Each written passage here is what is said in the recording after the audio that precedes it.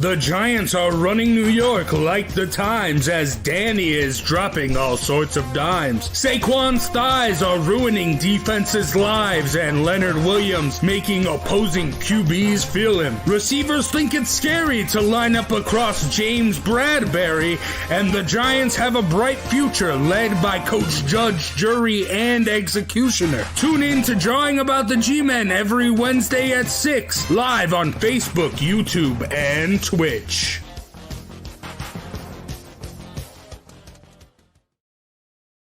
Rocky Hill Accountants offers a unique, low-pressure approach to professional and personal services, which is why they have an excellent client retention rate and are extremely proud of the high-quality services that their firm provides. The executive team at Rocky Hill Accountants has over 35 years of combined experience in income tax preparation, bookkeeping, accounting, and IT crypto tax. They specialize in individual income tax preparation, as well as trusts, estates, and gift tax returns. The tax deadline for individuals is May 17th. If you're one of the 50 million Americans who still hasn't filed, visit RockyHillAccountants.com. Ladies and gentlemen, this is our main event.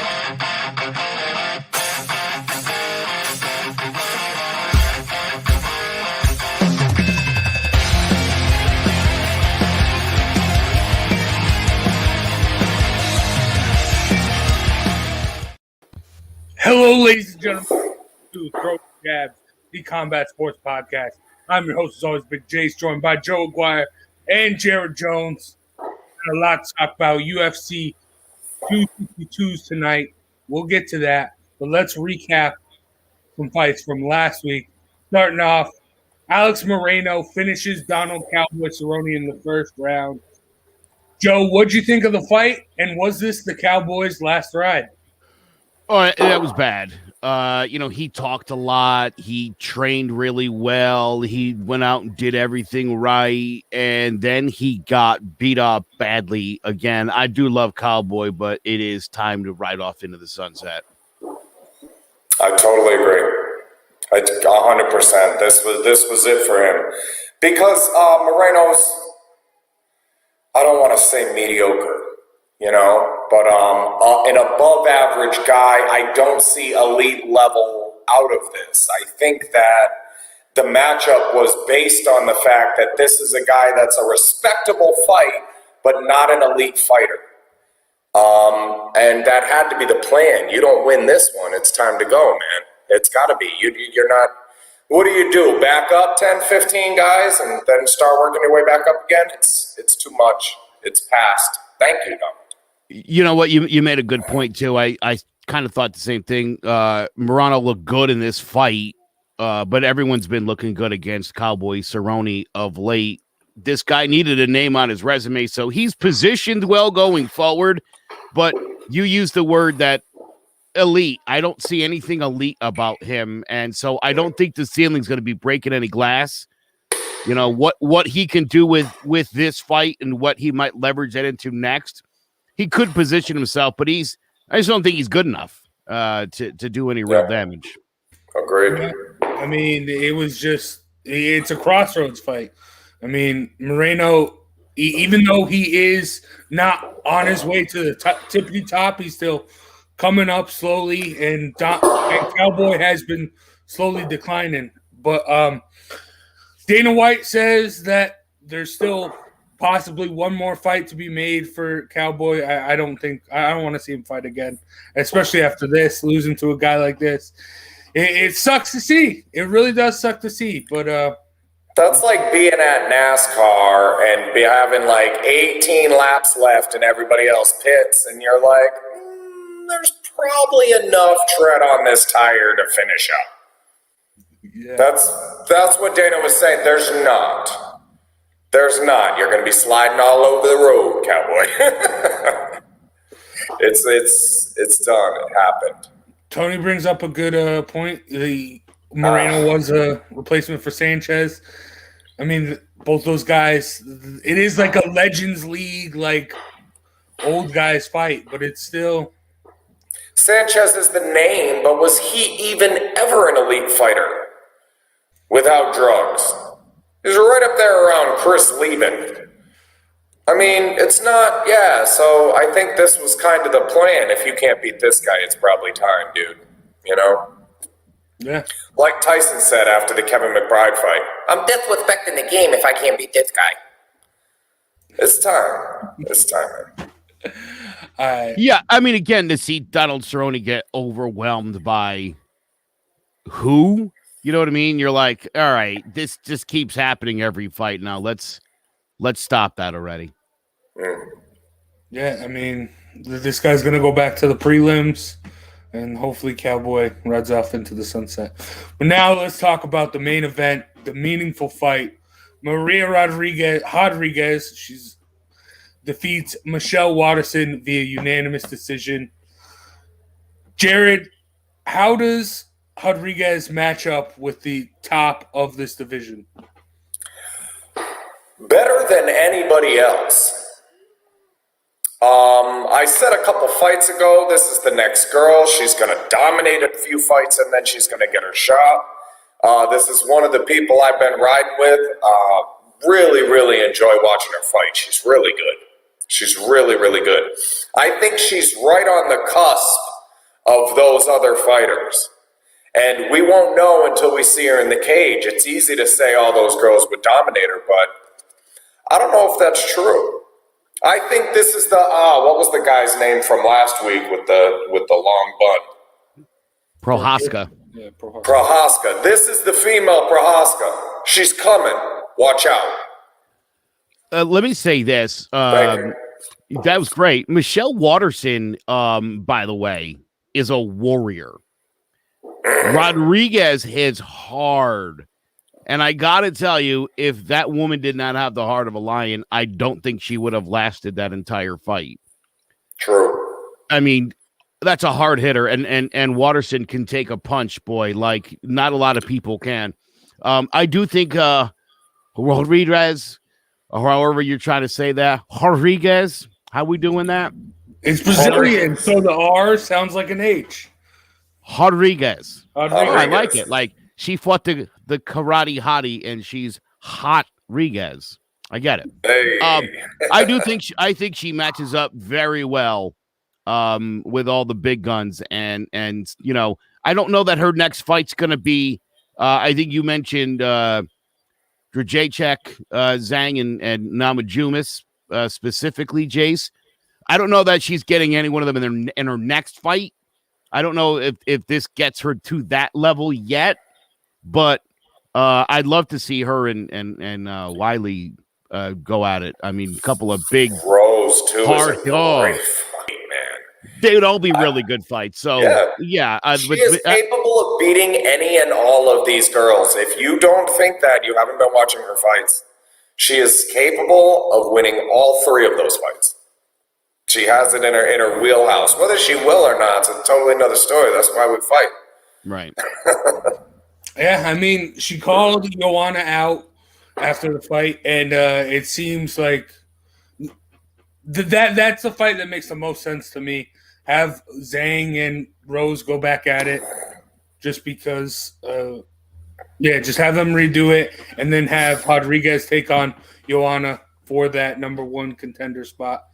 So, but I'm excited to see her what she can do against those top females, because they're really, really good, and I think she does have it. But I mean, Joanna's really, I mean, they're all at the top for a reason. So if she can get past that and break, well, like Joe said earlier, the glass ceiling, I think she can get through it. But now let's head over to boxing. Starting off, Elwin Soto TKOs Katsunari Takayama in the 9th. Jared, what the heck was that stoppage? Now, to be fair to the referee, there were moments in, I think, 6 and 7 where you could have stopped it and I'd have been perfectly fine with it. I wouldn't have had a problem with the stoppage. This guy hopping around and throwing flurries after you stopped the fight, that made it look really bad. But he was dominated throughout. And like I thought Elwin Soto gave him that opportunity, and I think it was the 7th round, threw flurries and came after him and hit him hard a bunch of times. Talk about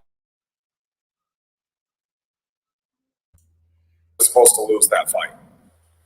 Somebody forgot to tell him that this was a party for Elwin Soto.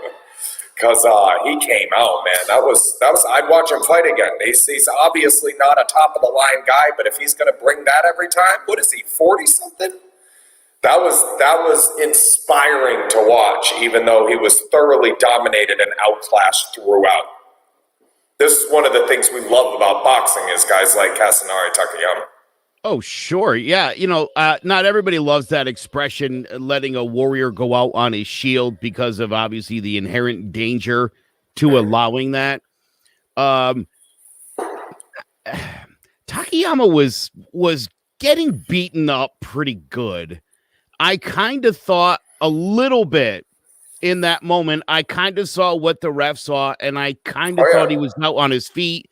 I know a lot of people reacted to that stoppage with total incredulity. I did not. That's a truculent word, Joe. Yeah. You mentioned, though, after the fight, he's in the ring and he's throwing the flurries and stuff. I hope that wasn't his last fight. It very well may have been. But to be fair, he was getting hit a lot in that fight. And I don't think that stoppage was necessarily an in-the-moment stoppage as much as it was this is 3 rounds in a row where this guy's getting hit in the head a lot. Cumulative damage, yeah. Right? It's like he's probably not going to do enough in these last 3 rounds to win this fight. Why don't we just call it a day so that you'll recognize your children next week? I was actually a little surprised. This was an example of a fighter needing to be saved from himself. Where you have like lines of defenses with the ref and that's something I can't stand, is when you can see a guy not there anymore. Almost looking for a way out and people don't give it to him.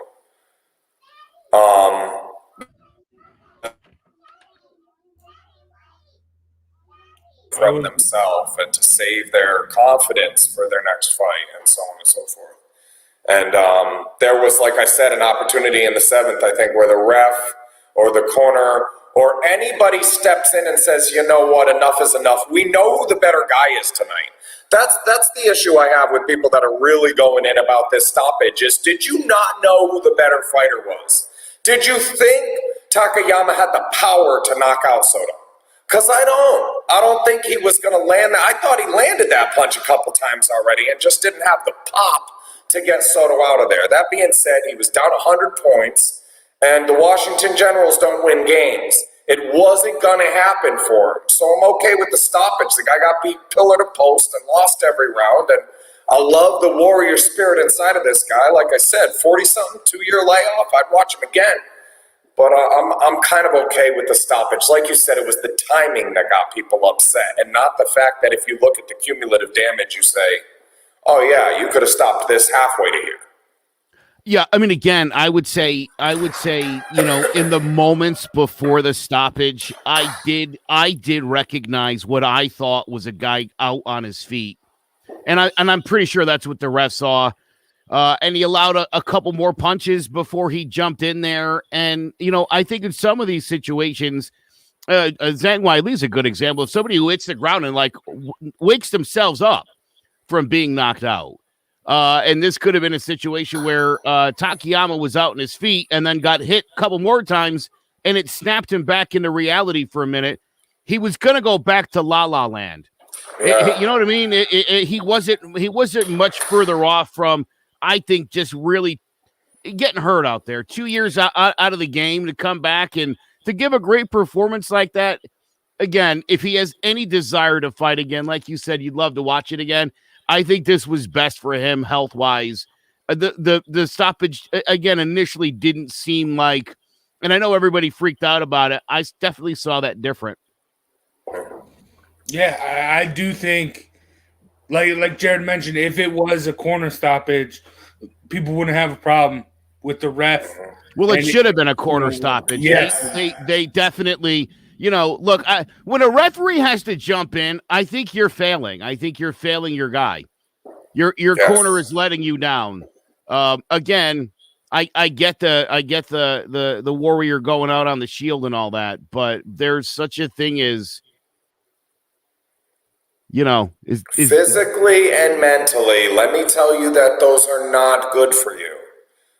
I've been in the ring for those, and now I have a psychology degree, and I can tell you unequivocally, beyond a shadow of a doubt, that when you know you're not good enough and get left out there anyways, in any situation, take that outside of boxing, when you know you're not good enough, it's been proven that you're not good enough, and you get left out there anyways, it's unhealthy.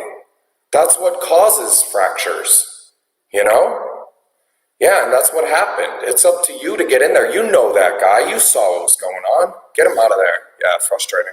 I also saw Tony, just commented the stoppage of Wilder was similar. It wasn't that particular flurry so much as just all of them. The cumulative damage that you're taking is a lot. And again, at some point, you do have to save people sometimes from themselves in their corners. Yeah. All right. Talk about someone getting saved in his corner. Billy Joe Saunders gets TKO'd in the 8th by Canelo Alvarez. Fractured orbital in his eye. Canelo was dominating in the beginning. Billy Joe Saunders started to turn it back on, but then Canelo just ended it. Now, where does Canelo go from here, Joe? To somebody on his level. I mean, someone who's a legit. I mean, nobody named Caleb, none of that. Yeah, no Liams. I don't want to see it. I don't want to hear it. Though there's definitely some good quality people. We talked about him just a couple weeks ago. Current WBO middleweight titleist Demetrius Andrade says he'll come up in weight. Has said he's ready, willing, and able. That's a dangerous fight. No, it's locked in that he's fighting Caleb Plant next. That actually is fact. So we're talking about who's going to be the fight after the Plant fight. Well, and 4 fights ago, we were talking about guys that he's going to fight 4 fights from now after he gets done with all this. You said this a month and a half ago, or a bunch of shows ago. He's got to get done fighting all his Calebs and Callums and Liams, and then, he'll get in there with, hopefully, someday, Andrade or Beterbiev, or act like if you offer this fight to Usyk, he won't come back down. It will, I promise. And just fight one of those guys. Fight somebody. Did we ever think, was there a moment in that fight you went, oh no? Oh no. After the Katie Taylor, Joe Parker, that foursome that I said to parlay, I had this tacked on to the end of it. $40 to win $120. And I never for a moment thought that parlay was in jeopardy. Ever. For 1 second. Saunders had his moments, but this was a bigger, stronger guy walking you down. He was going to catch you and he was going to hurt you. And the only problem I have with Saunders going away is the things he said about other fighters that were in that position, that then he kind of had to eat those words when it happened to him. I can't stand the internet tough guys that have never been in a ring talking about what a bitch Billy Joe Saunders is. I'm not down with that. You get back in there you get in the anybody in the ring with Canelo Alvarez and a dislocated orbital is an idiot. Most of them are idiots in the first place. That guy is a beast, man. And that's why I say Beterbiev will be the one to beat. Do you think Andrade can beat him? I like the fight. I think it's a great fight. He's got a good uppercut. I think he's got a little bit more pop than Saunders. I actually discussed this with Scully, who said no, Saunders has more pop than Demetrius.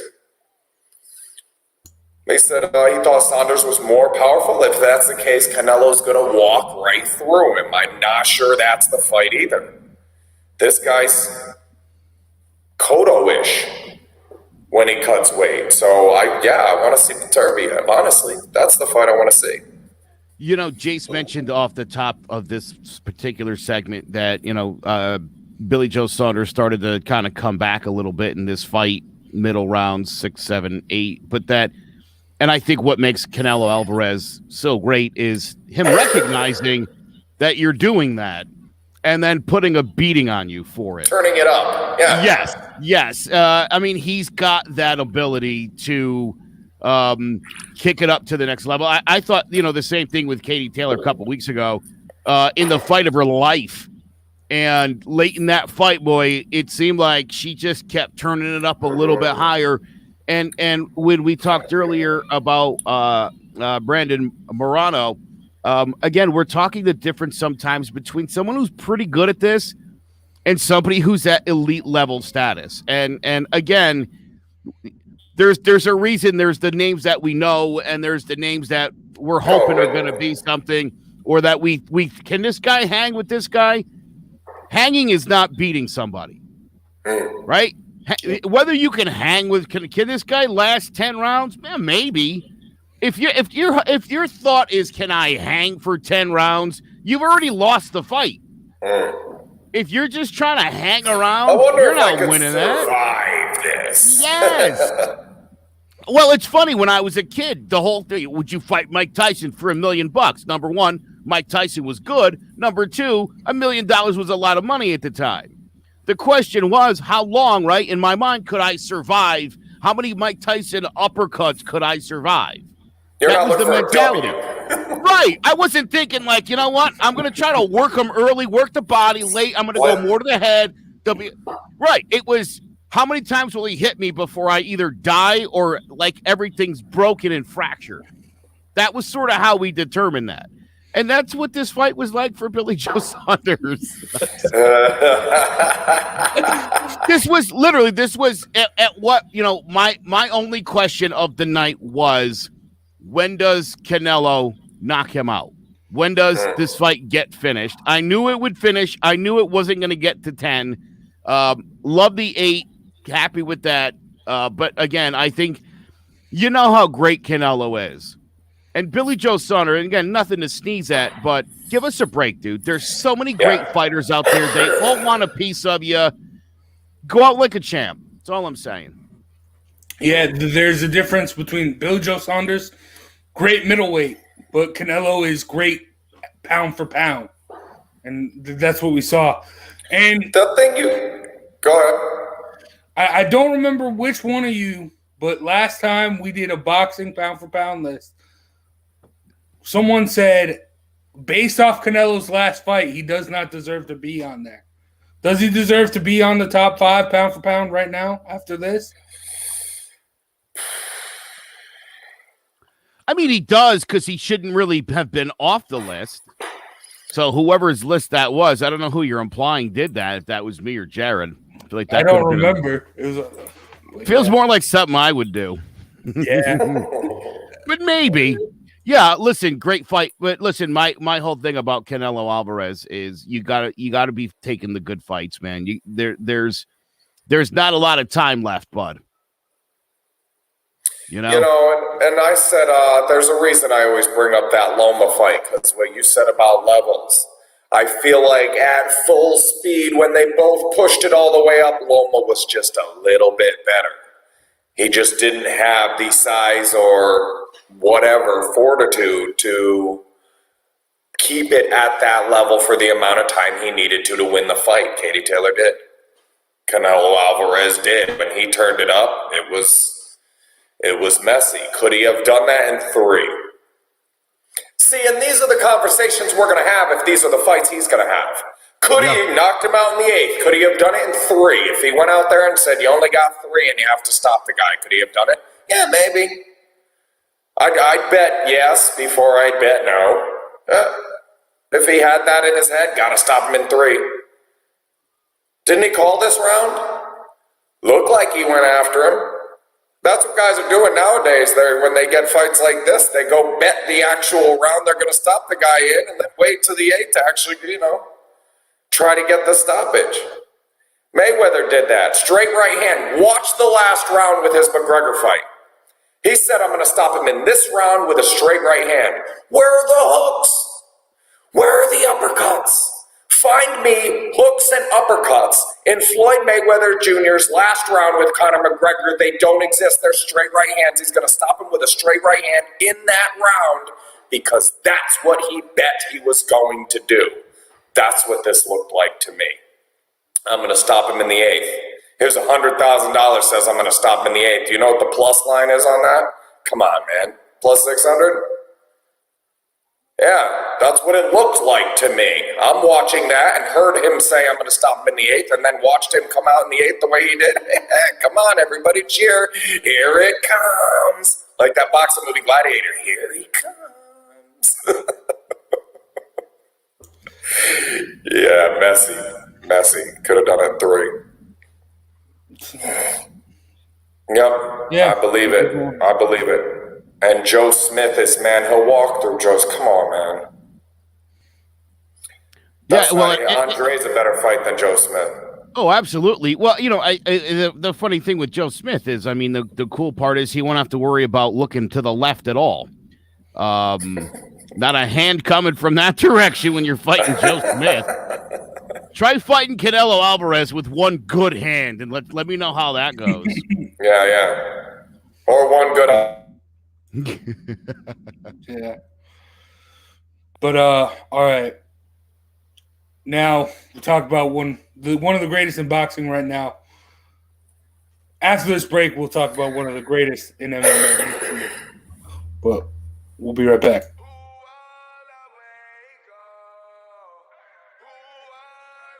If the Seattle management isn't give you their time of day, what makes you think that Jerry Jones is going to listen to you? Both times they're blowing teams out by 10.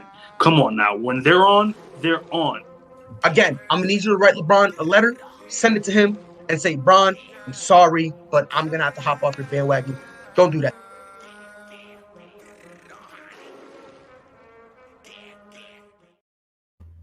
Make sure you check out Stir the Pot Sports every Monday, Wednesday, and Friday at 6 p.m. They talk a lot of boxing and MMA as well and all sports. So make sure you check them out as well. We got Rowley in the chat right now talking. But now Anderson Silva has officially retired from MMA. So let's take a look back at his career. And what moment from Anderson Silva's career would you say defines it? Starting with you, Joe. God, I wish you hadn't started with me because I hate to say this, but his showboating and his particular brand, which I always found to be mean-spirited and disrespectful. There's something about, you look at a guy like Kevin Holland who's out there having fun, and I'm sure is making his opponents laugh with the nonsense that comes out of his mouth. There was always a meanness to Anderson Silva that I just didn't like. And then when Israel Adesanya did it to him late in his career, and I love Izzy, don't get me wrong here, but seeing Israel Adesanya do that to Anderson Silva made me realize even how much more disrespectful Anderson Silva was. You know what I mean? Like, there's a difference between being playful in the ring, what Nick Diaz did when they fought, where Nick was laying around and really clowning. But, let's be honest, the biggest mistake of his career was messing around with Chris Weidman. It was one of the worst knockouts in history of knockouts, period. I mean, he to me that day cemented his legacy of being kind of a clown. I never liked Anderson Silva. I didn't like Khabib Nurmagomedov. I grew to love him because of the way he was. And Khabib could be a little mean and a little disrespectful at times too. There's just something about it that it I don't know. I hear Khabib talk his junk or say the things he says, and I'm like, well, he's right. I don't know, man. There's something about Anderson that just always rubbed me the wrong way. Of course, the rematch with Weidman, it couldn't have got any worse, could it? I mean, that seemingly spiraled his career into the abyss. So, you remember White Men Can't Jump, Joe? The movie White Men Can't Jump, Wesley Snipes, Woody Harrelson. Let me just quote that for a second, because when I hear you talk about Anderson Silva, I just want to tell you that it's not easy. It's not easy. It is hard work being that good. It's not an easy task to be that phenomenal at what you do and not get a little. For me, this was hands down. I saw it in my head, Forrest Griffin, when I watched that fight. My goodness. I was like, this guy is video game like ninja stuff that he was doing in the ring. And I knew the guy was going to be a touch slower, but like, you're talking about stuff I do in sparring sessions with people who've wrapped their gloves up for the first time, where I'm moving around and kissing the glove on the way by and stuff, just having fun out there. That's what this was, man. Uncle holding the little kid at arm's length while he struggles to get, oh God. And Forrest was a monster. Like, he was a good quality fighter.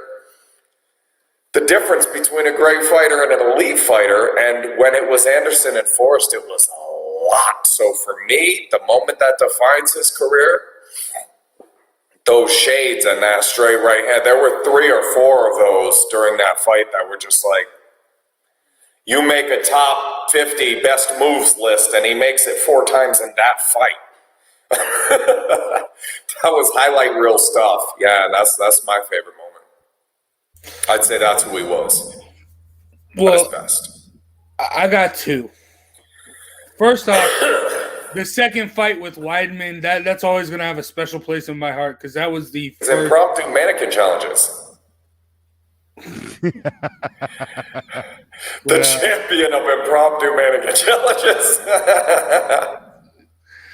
But for me, the second fight with Weidman, when he broke his leg, it was not a good moment in his career. But for me, that was one of the first UFC fights I remember watching. So that's why it holds a special place in my heart. But for me, the one fight that really defines his career for me is his first fight with Chael Sonnen, when he gets him in the triangle and submits him, because Chael was dominating, and that was really one of the first times Anderson Silva didn't look as like the great Anderson Silva that he did in the past. Well, baby. He was struggling, but then he found a way to get it up, to get that triangle and get the submission. And I mean, if you got your opponent saying, "Oh, it was self-sabotage, he didn't actually beat me," you know you did something right. Because when they doubt you, you can't do that. It's the top. He's a champion for a reason. You can't doubt the champion. The only time I didn't find Anderson Silva to be disrespectful was when he was talking to Chael Sonnen, who's a bigger a-hole and got everything he deserved in that fight and was nowhere. I mean, couldn't hold Anderson's jock, and was disillusioned into thinking that for quite some time. I'm not, listen, and I want to be clear here. Anderson Silva, great fighter. One of the great title runs ever. Not lost on me. There was just something. I mean, I wanted to like the Spider. I don't know. Just something about it. I just could never like him. I don't know why, Jared. I don't have an answer. Great Even fighter. when he had a leg up on the competition. That was a little But I mean, you always need that villain, right? And for me, I always hated Kobe Bryant. But now looking back in his career, like I love him. Like he's great.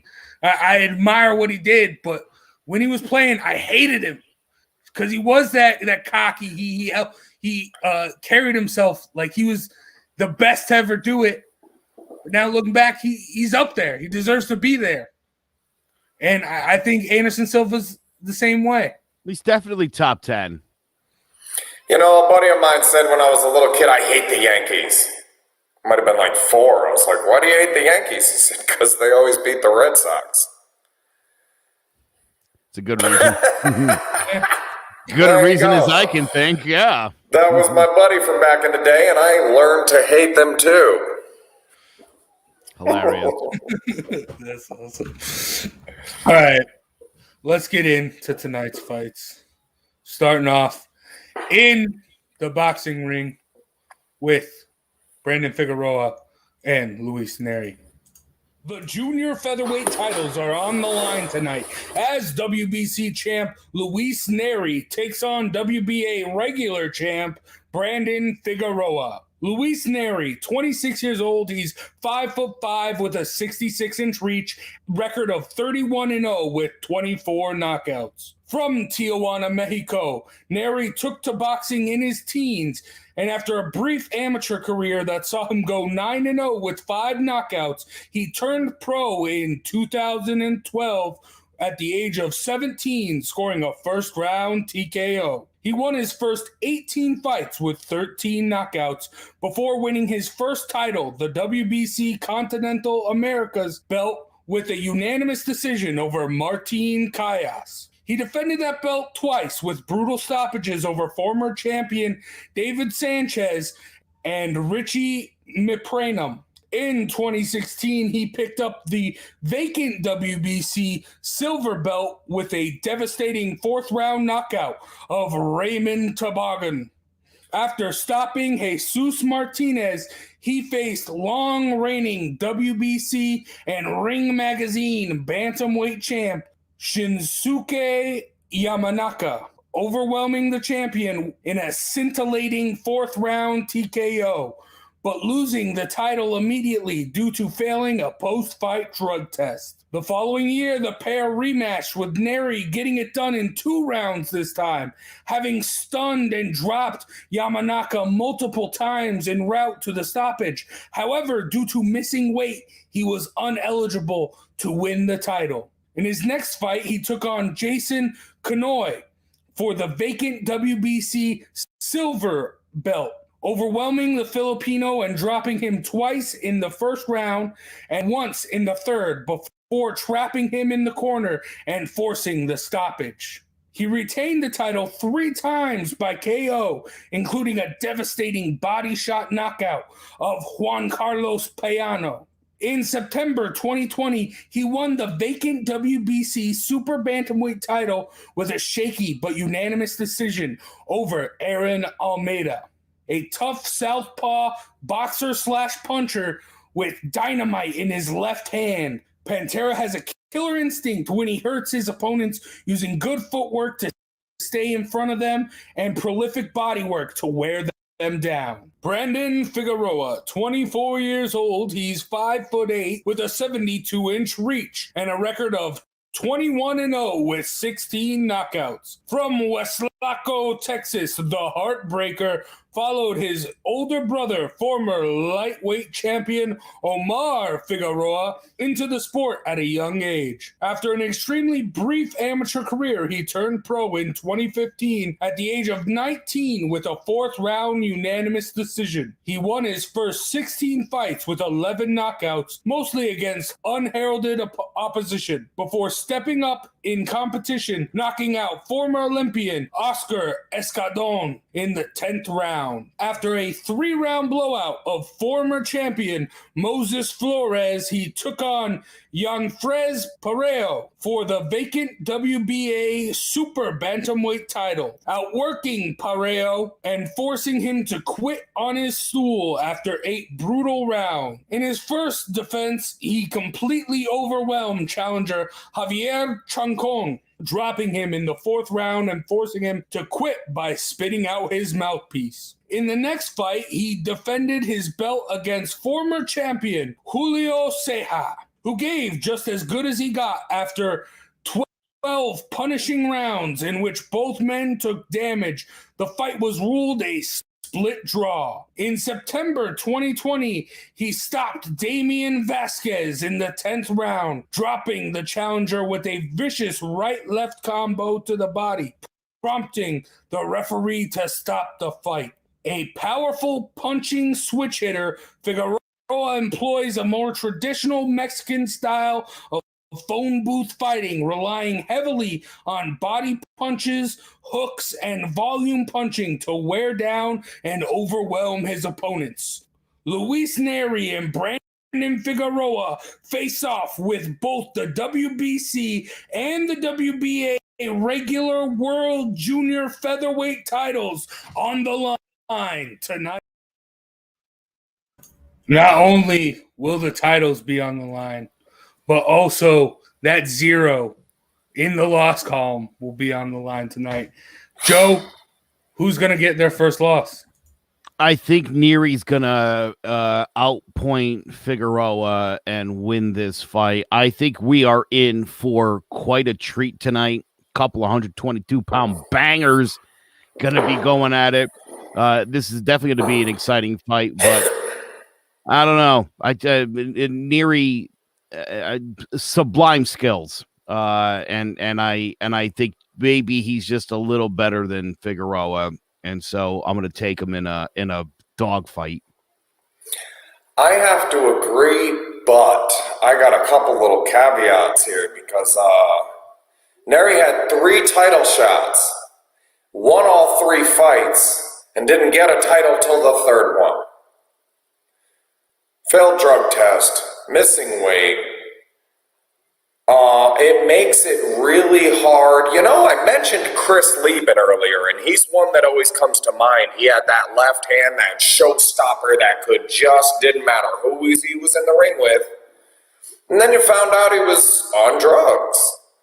And that next level, Shane Mosley brought it too in the Oscar De La Hoya fight. My God, those levels we talk about, pushing just to the next level. And when Shane Mosley did that in the lightweight division. And back to you, Jared. When Mosley did that, it was something else, and that was my first experience with that, and it conditioned me. And I hate this, but to question great performances out of my fighters. When I see next level greatness, because I saw it with Shane Mosley. How did he do that? How did he turn it up like that? And then you find out he's on drugs, those Lieben knockouts, and he's taking human growth hormone or whatever, you know? It makes it kind of hard to figure out, because after that with Lieben, off drugs Chris Lieben, he didn't look like he could beat anybody. Was a completely different human being before and after the drug charges. So Neri, yes, watching his fights, this is the better guy. Also, Figueroa looked a little bit drawn at the weigh-ins. I don't know if you noticed, there were pictures of him in the clip, but he didn't look like he had an easy time making weight. His face looks different than that most days. I'll take Neri, yeah, but would it shock me if he actually made weight and wasn't on drugs and we got Figueroa with the win? No, I'm not shocked. I'm not shocked by that.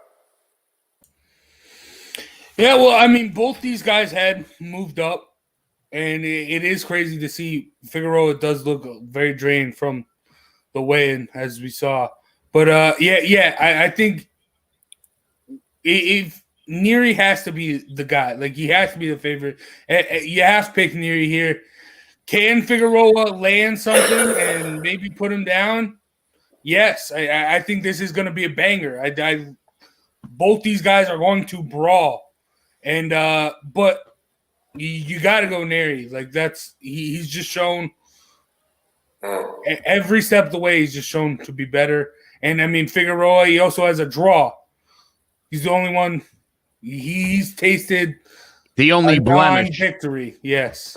Yes. Yeah, well, and you used the phrase during that segment, quit on your stool. And I don't know. I'm like, I like do this literal interpretation thing. I always just think of being constipated and going, well, I guess it's not going to happen here.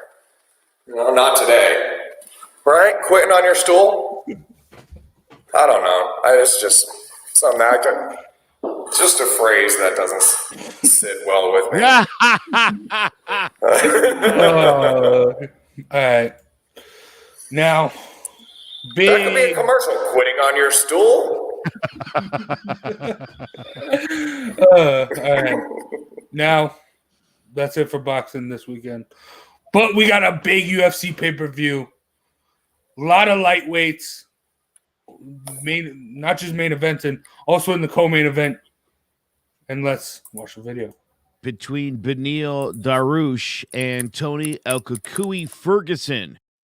Beneil Dariush is 32 years old. He's 5'10" with his 72-inch reach and a record of 20-4 with 5 knockouts and 8 submissions.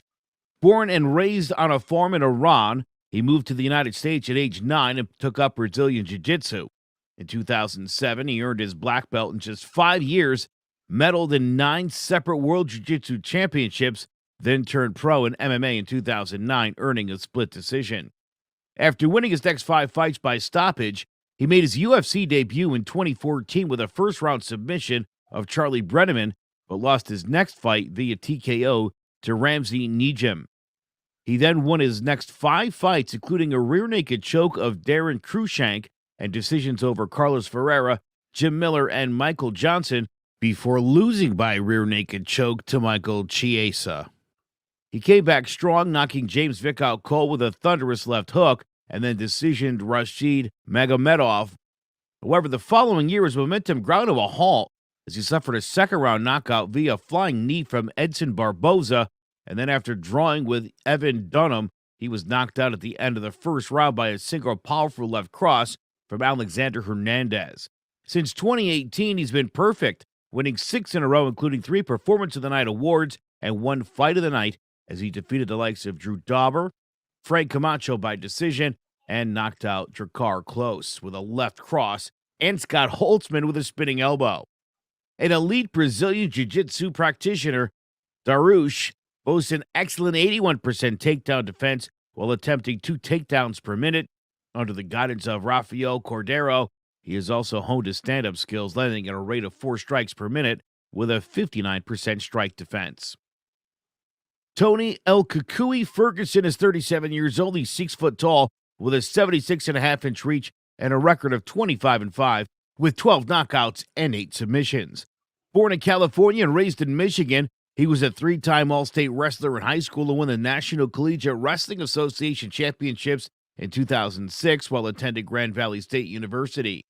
He turned pro in 2008 with a second-round TKO and won his next 3 fights by stoppage before dropping a decision to Karen Darbedian. After amassing a record of 10-2, he made it into season 13 of The Ultimate Fighter, knocking out Ramsey Nijem in the first round to win his UFC contract. He followed that up by breaking Aaron Riley's jaw and decisioning Yves Edwards, but in 2012 dropped a unanimous decision to Michael Johnson. He then went on a tear in the lightweight division, scoring Brabo chokes over Mike Rio, Edson Barboza, and Lando Venata, a decision over Rafael Dos Anjos, and a triangle choke over Kevin Lee for the interim lightweight title. However, he was later stripped of the belt due to a long layoff while recovering from a torn fibular ligament. A year later, he faced Anthony Pettis in an epic performance that garnered both men Fight of the Night awards, with Pettis retiring in his corner with a broken hand. In his lone fight in 2019, he had a dominant win over Cowboy Cerrone with a ringside doctor stopping the fight after Cerrone's right eye swelled completely shut. A fight with lightweight champion Khabib Nurmagomedov was in the works, but with Khabib unable to leave Russia due to COVID restrictions, a number 1 contender fight was arranged with Justin Gaethje. Ferguson started out well, using his head movement and reach to keep Gaethje at a distance, and even dropped him in the second round. But as the fight progressed, El Cucuy started absorbing more and more leg kicks and punches, with his face becoming a bloody, swollen mess. The fight was stopped in round 5. He tried to bounce back against surging Charles Oliveira.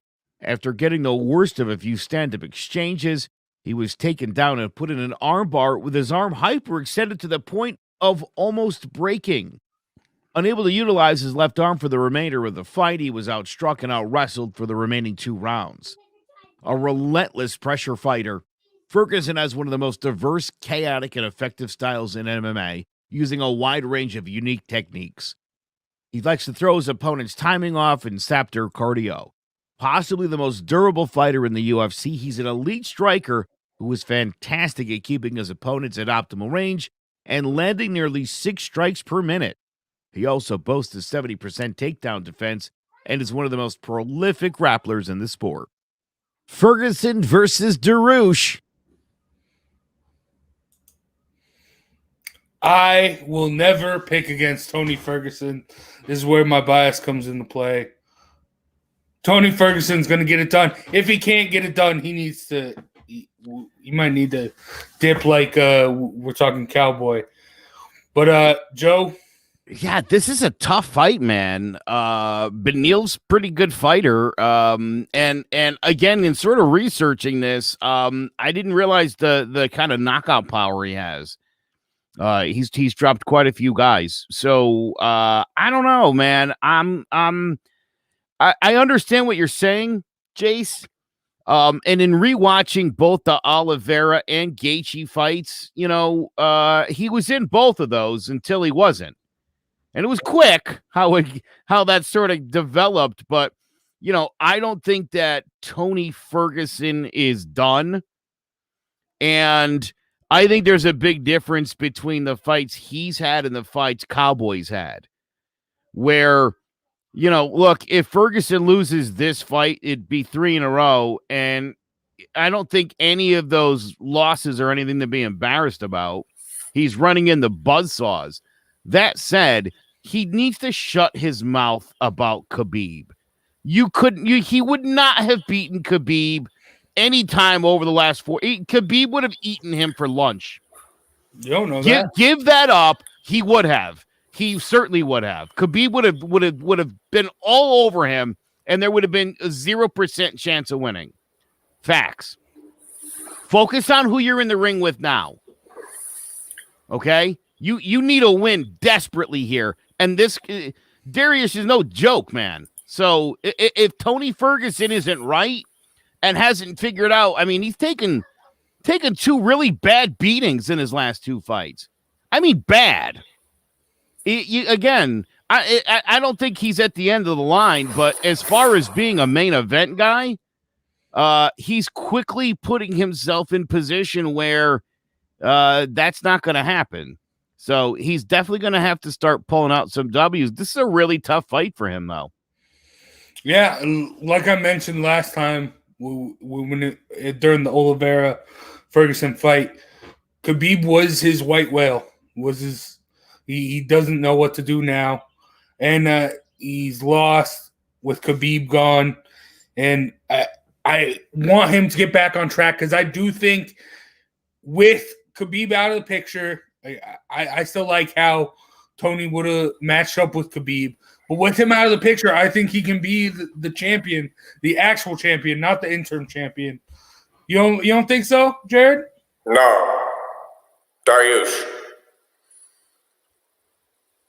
Period. Okay. Tony Ferguson, this is Cerrone 2 years ago. This is maybe was at an elite level, not anymore. Fuck. He's pretty adamant about his feelings for Tony Ferguson. He's done. I don't know that I 100% agree with that. Again, I mean, Ferguson needs to show people the guy who we saw in that 12-fight win streak. That's what we all kind of need to see to figure out where he's at. Again, and I wish Jared was on for this. I mean, this guy's got serious I believe, mental issues. And I think it's definitely having a negative impact on his fight career at this point. And I don't know that Tony Ferguson's a guy that anybody's going to make him go get help. You know what I mean? And that's a problem. No, I get what you're saying. I remember a couple years ago, he like had a mental breakdown saying that there was like a chip in his head or like something around the so I get what you're saying. He is definitely there's a couple screws loose in his head, but I mean you gotta have at least a couple loose in there if you're fighting for a profession. But I just really wish he can get back on track. But if he doesn't, I do think if you lose to Dariush, I think you got to think about retirement. I mean, because he's not going to get back to that competing for the title. You good now, Jared? Yeah, I'm back. Yeah, I don't know. I don't think Ferguson's got it anymore. It's just I've been here with a couple different guys, and I don't think it's in there. All right. Okay, now let's move on to the main event. The vacant UFC light heavyweight championship is on the line. Charles Oliveira versus Michael Chandler. Here we go. Guys, tonight on pay-per-view, we have an exciting showdown in the lightweight division as number 3 Charles Oliveira takes on number 4 Michael Chandler for the vacant UFC lightweight title. Let's break it down. Charles Oliveira, 31 years old. He's 5'10" with a 74-inch reach and a record of 38-1 with 8 knockouts and 19 submissions. From Sao Paulo, Brazil, Oliveira started training in Brazilian Jiu-Jitsu at the age of 12 and won his first major title at 14. He turned pro on March 15, 2008 in the Predator Fight Club, winning the welterweight Grand Prix with 3 first-round stoppages. He then won his next 11 fights, 10 by stoppage, before suffering his first loss, a knee bar submission by Jim Miller at UFC 124. After a no contest due to a legal knee with Nick Lentz, he was matched up with Cowboy Cerrone, getting dropped with a knee and then stopped by a vicious ground and pound. He bounced back the following year with 2 submissions, but was then knocked out by a brutal overhand right by Cub Swanson, and after a 10-month layoff, dropped a decision to Frankie Edgar. He bounced back 7 months later and went on a 4-fight winning streak, including a unanimous decision over Jeremy Stevens and a guillotine choke of Nick Lentz, but then lost 4 of his next 6 fights, including a TKO due to neck injury to Max Holloway, back-to-back guillotine submissions to Anthony Pettis and Ricardo Lamas, respectively, and then a second-round knockout to Paul Felder, who blasted him out with a series of elbows. After taking some time off to reset himself, he went on a 7-fight winning streak, winning all fights by stoppage, including submissions over Clay Guida, Jim Miller, and Kevin Lee, while scoring knockouts over Jared Gordon and Nick Lentz. On December 12, 2020, he scored his most impressive victory to date, a comprehensive 3-round defeat of former interim champion Tony Ferguson, in which he dominated with both his stand-up and ground game and nearly broke Ferguson's arm in the first round. One of the most technically proficient Brazilian Jiu-Jitsu practitioners in the sport, Oliveira holds the UFC record for submissions at 14 and finishes at 16. He's also been able to improve on his stand-up, controlling the distance with jabs and leg kicks, and making him more well-rounded, helping him go from 8-8 before 2017 to 8-0 since. Michael Chandler, 35 years old. He's 5'8" with a 71-inch reach and a record of 22-5 with 10 knockouts and 7 submissions. Born and raised in High Ridge, Missouri, Chandler started wrestling in high school and went on to become a Division I All-American at the University of Missouri, compiling a record of 140. He began training in MMA and made his pro debut in 2009 with a first-round knockout. He made his Bellator debut the following year, knocking out Scott Stapp in round 1. He went on to win his next 8 in a row, including a decision over Patricky Freire and rear naked choke of Rick Hahn and Eddie Alvarez, the latter fight being for the Bellator lightweight title. After 3 defenses, he lost the title back to Alvarez via split decision in a brutal back-and-forth struggle that saw Chandler bloodied and taking heavy damage to his left eye. The following year, he took on Will Brooks for the interim belt, but lost via split decision in another close war. And 6 months later in the rematch, he caught an overhand right from Brooks that left him senseless and unable to defend himself, losing by 4th-round stoppage. He bounced back the following year with a rear naked choke of Derek Campos, a vicious second-round beatdown of David Rickles, and then in 2016, a brutal one-punch knockout in round 1 over old rival Patricky Freire for the vacant lightweight title. He defended it once, beating Benson Henderson by decision, but in his next fight, lost the title to Brent Primus, whose concentrated attack on Chandler's lead leg left him unable to stand on it, forcing the referee to stop the fight. After 2 dominant victories, he won his title back from Primus, controlling the rematch from the start with his wrestling, scoring numerous takedowns as well as landing heavy strikes. However, the following year, he was dethroned a 3rd time, getting stunned by a counter right to the ear by Patricio Freire and overwhelmed with ground and pound. After vicious knockouts of Sidney Outlaw and Benson Henderson, he made his UFC debut, dropping Dan Hooker with a left hook and finishing him with ground and pound. A relentless pressure fighter, Chandler mixes a high-level collegiate wrestling style with a solid stand-up game and possesses both a powerful right cross with a killer instinct, often stunning his opponents and overpowering them with ground and pound. Will the elite jiu-jitsu of Oliveira finally bring him lightweight gold, or will the explosive power of Chandler win him the title in only his 2nd UFC fight? Tune in tonight and let's find out. Jared, you've talked a lot about Oliveira. Is he gonna get it done tonight? You guys made him one of my guys. I was thinking this, like Rodriguez and Gagey and my fighters. This wasn't one of them until, and thank you so much, Tony, for reminding me. Great job with that bit.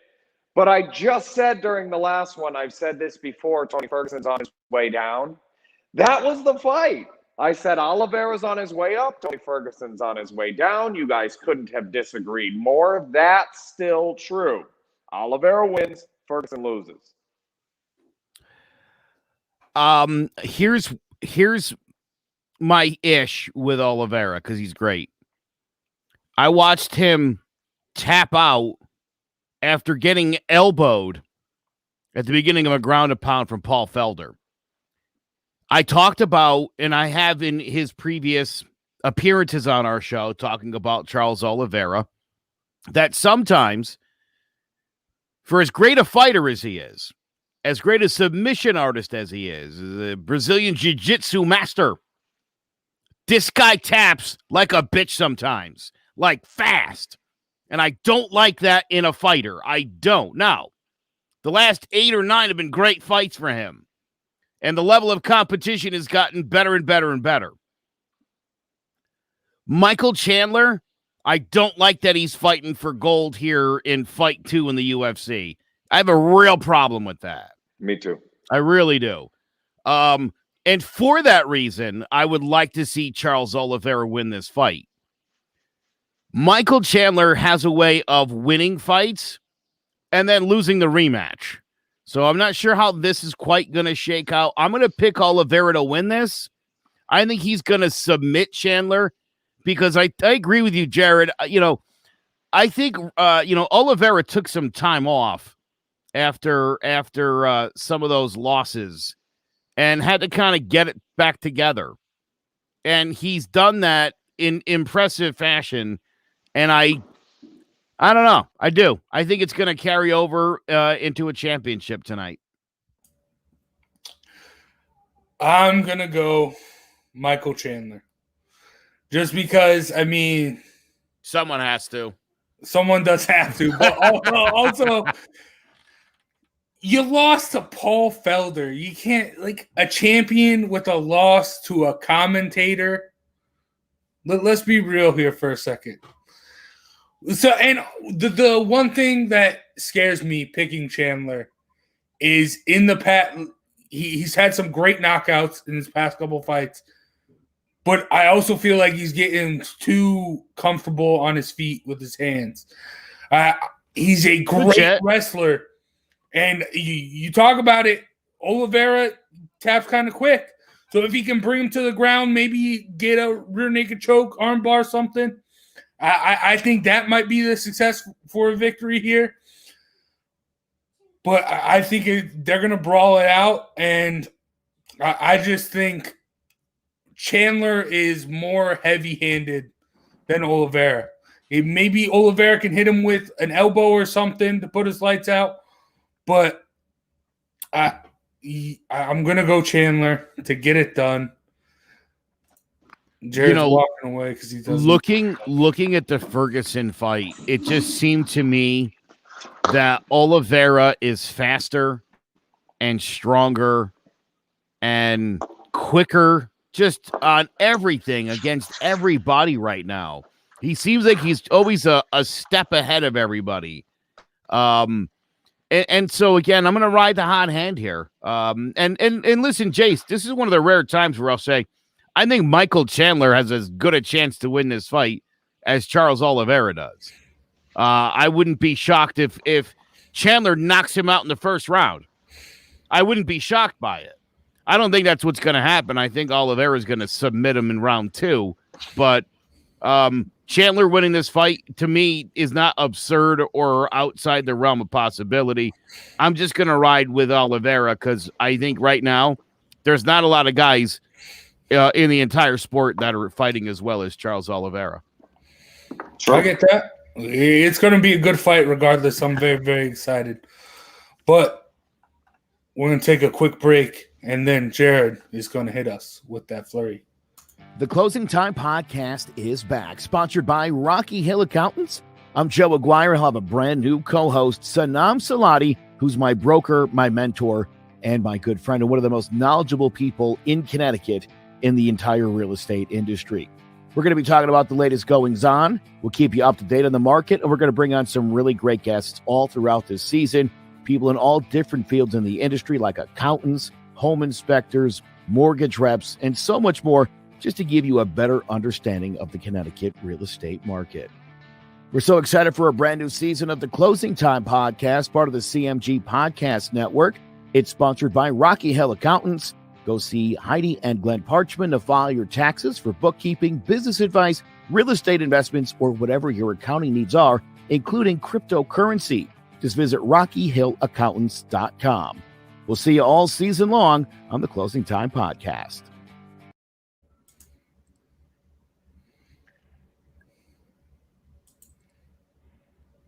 And for this week's flurry, the Scrub Scap Spotlight is Pax. Welcome to the show, Pax.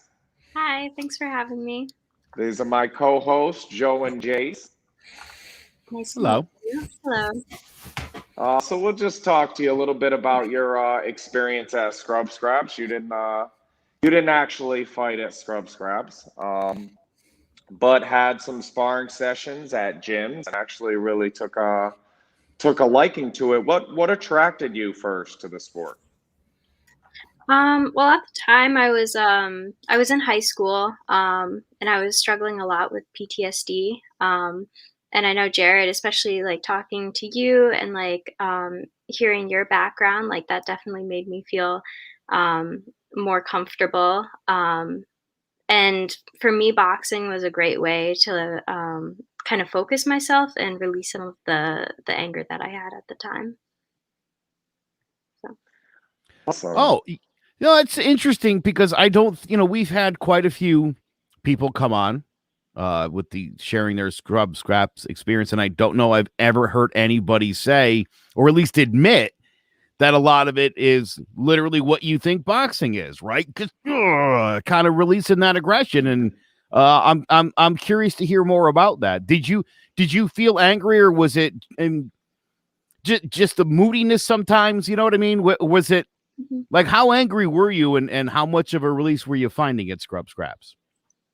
I was really angry because of some of the stuff I was going through at the time, and I was really anxious. So I felt like I had a lot of energy I needed to release, and especially with boxing, yes, I mean there is that punching, right, and that high exertion of energy, but it's also very controlled.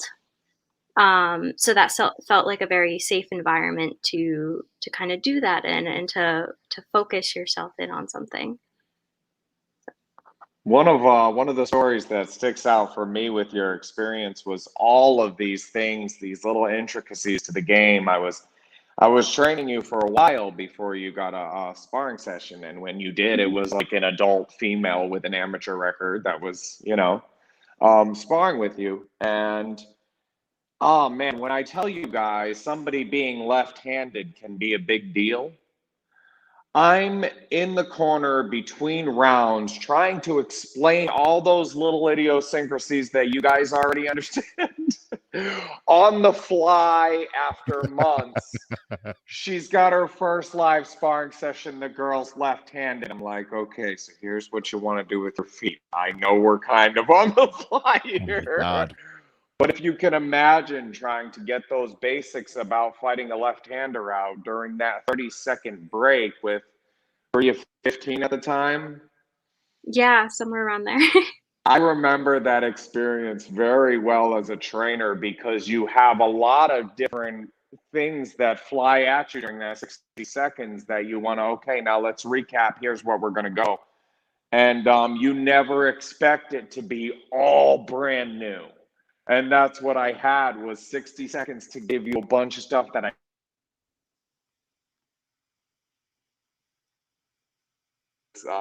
thing that could happen.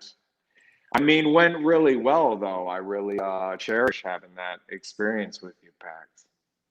For what it's worth. Me too. Me too. Pax, now, if someone was hesitant to get into boxing or get into scraps, what would you tell them to reassure them that it could help them? Well, I think I would tell them that the pace at which they go and what they do, whether they choose to just train or to fight, like they can stop at any time. It's really up to them, like how much energy they want to put into this. Um, but I think just the community too, and being able to talk to people and hear their experience, it's a great way to just feel connected with others and feel like you're a part of something. See, that's the one I think we hear most, that sense of belonging, the sense of community. And I think for people, you talked about being angry and having some PTSD. I think when you're, especially as a younger person, and you don't understand that there's other people going through crap as well, and that it might be different, but in the collective, it's like, where it's like, oh, I got this, to have the support. And I think when you're talking about a sport like boxing, which is a very individualized sport, you need a team. And I think for people who are coming to scraps, you never had a team before. And so it's that sense of accomplishment because I have people behind me that are supporting me. And that's probably a different experience than what you had before you got there. Absolutely. Very well said, Joe. Yeah, I'm proud of myself. That all just kind of hit me. I learned so much about this week in and week out. And again, I mean, we've done interviews on this show, and I've done separate interviews with a lot of the Scraps participants. Most of them, Dax, make me cry. That happens a lot when people share some of the more intimate details or talk about sort of the impact that it had on them. How are you doing now as far as PTSD and just dealing with that kind of stuff? Better having gone through the experience, I assume? Absolutely. Yeah, I definitely don't think I would be in the place I am right now if I didn't do scraps with Jared for a little bit. Yeah, I think the main takeaway from that experience for me was that like I have the ability to be interested in something and use my energy in a positive way. And I mean, right now I'm at Purdue University studying microbiology, and I'm hoping to go get my PhD. So I think that definitely changed my life around for sure. Jared, it worked. Yeah. Wow. I got, Good for you, Dex. That's very impressive. We had Miles on a few weeks ago, and he was, you know, struggle leaving the house to now a Wisconsin University recent graduate.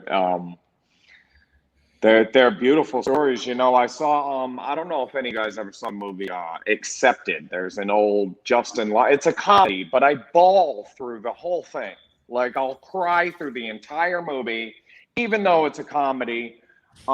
It's about this kid that can't find a college. He keeps getting rejected by all the college, so he makes up like this fake newsletter, an acceptance letter from a college, and it ends up going out into the world.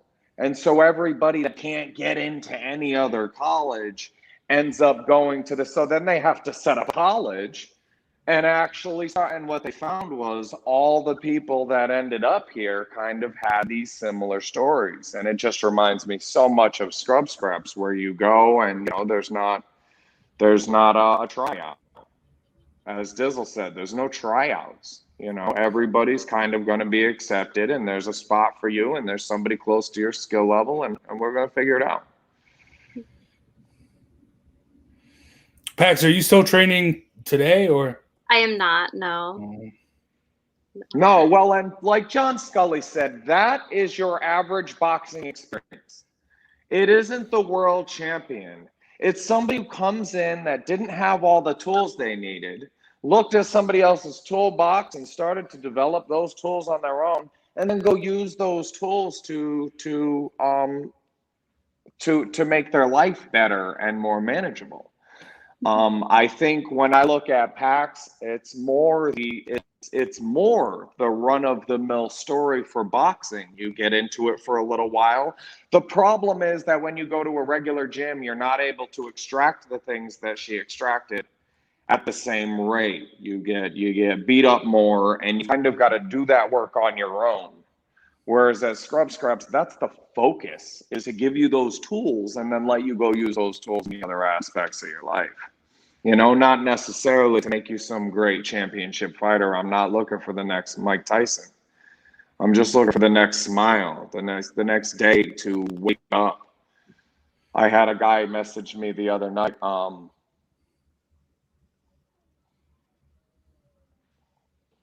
Told me he didn't want to be one of my stories that I was on here crying about, but stories, you know. And I've got a lot of both of those, and you're one of my favorite success stories, Pax. Thank you. All right, thanks for joining us, Pax. Thank you for having me. It was nice meeting you. Nice Yeah, meeting thank you. Thank Awesome. you. And that's going to do it for Throwing Jabs for myself, Joe Guire, and Jared Jones. Make sure you check out tonight's fights. Make sure you go to... Yes, sir. And make sure you check out Throwing Jabs on Facebook, YouTube, and subscribe to Clovercrest Media on Twitch, as well as check out clovercrestmedia.com. See you next time. Talk more fights. Ladies and gentlemen, this is our main event.